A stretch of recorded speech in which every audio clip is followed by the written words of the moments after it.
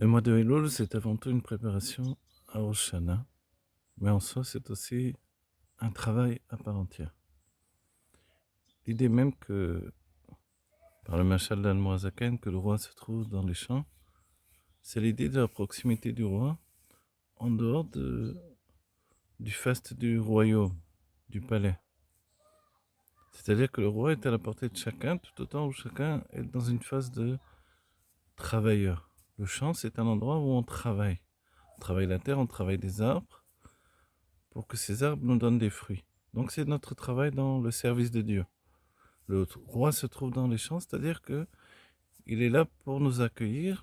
Besever panim yafot, panim sochakot, c'est l'exemple de Noazaken, avec un visage bienveillant, un visage souriant.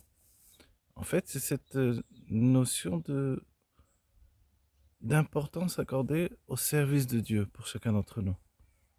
Et souvent, on donne l'image de Elul par rapport à l'idée générale même du service de Dieu quant à la venue du Mashiach et au moment où toutes les étincelles sont rassemblées.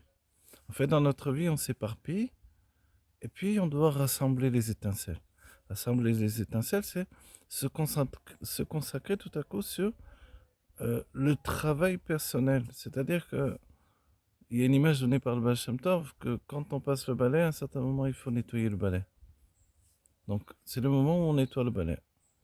Et ce qui est avancé par le Rébim, c'est que chacun peut se rapprocher de Dieu.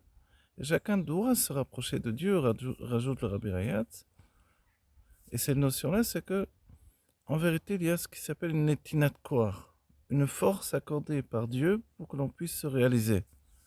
Ce n'est pas encore ce qui va venir après Rosh Hashanah, pendant les 10 jours de repentance, à Sarat Yom Teshuvah, où Dieu se trouve proche. Ici, non, c'est quand même moi qui vais à la rencontre de Dieu, et lui se trouve dans les champs. C'est-à-dire qu'à l'endroit même où je travaille, alors je le trouve sur mon chemin. Et c'est le propre du dévoilement des Yud Gimel Midot Achamim, les 13 attributs de miséricorde.